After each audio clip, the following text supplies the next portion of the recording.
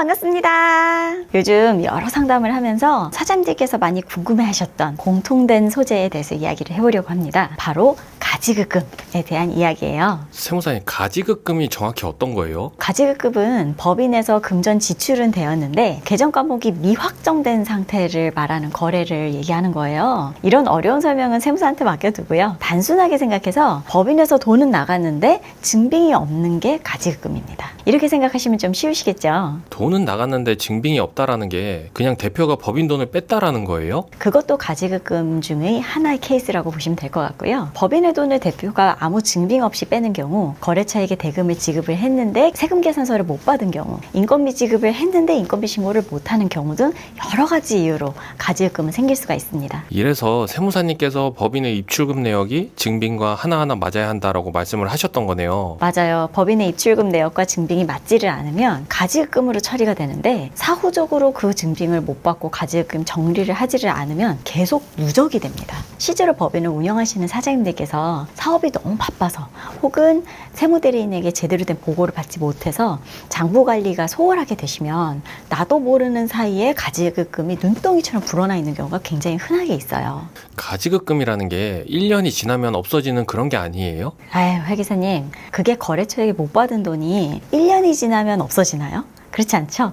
받을 때까지 계속 남아있잖아요. 똑같습니다. 가지급금도 마찬가지예요. 대표자에게 받아야 하는 돈이기 때문에 받을 때까지 없어지지 않습니다. 항상 재무상태표에 남아있을 거예요. 이게 제일 문제가 되는 것이죠. 그런데 대표가 돈을 실제로 뺀 것이라면 억울하지는 않을 텐데, 증빙을 못 받거나 인건비 신고를 못해서 가지급금이 생겨버리는 건 너무 억울한 거 아니에요?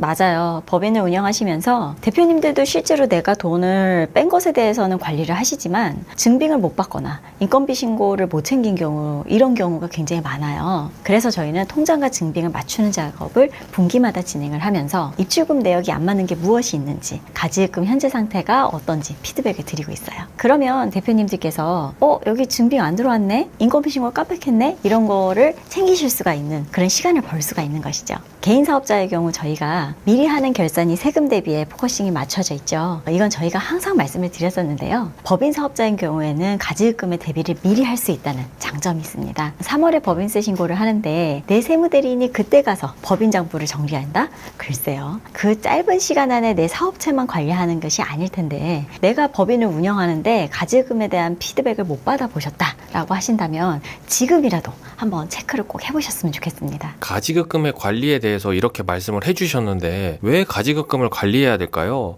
가지급금이 있으면 어떤 문제가 생겨요? 가지급금이라는 건 회사의 치명적인 아킬레스건이라고 생각을 하시면 될 것 같아요. 가지급금이 불어난다는 건 법인 사업자를 개인 사업자처럼 운영하고 계신 셈인데요. 법인 사업자의 장점이 법인은 사적 소유가 아니다라는 걸 전제하기 때문에 이 장점이 생기는 거거든요. 근데 가지급금이 커지면 커질수록 법인의 장점은 확 떨어집니다. 첫째로 대출을 받거나 투자를 받을 때 가지급금의 존재로 인해서 불이익을 보는 경우가 굉장히 많아요. 외부 자금이 들어올 때 재무제표부터 요구를 하거든요. 여기에 가지급금이 딱 찍혀있다. 여기는 사업하려고 돈을 넣으면 대표가 다 빼가겠구나. 이런 식으로 받아들일 수가 있어요.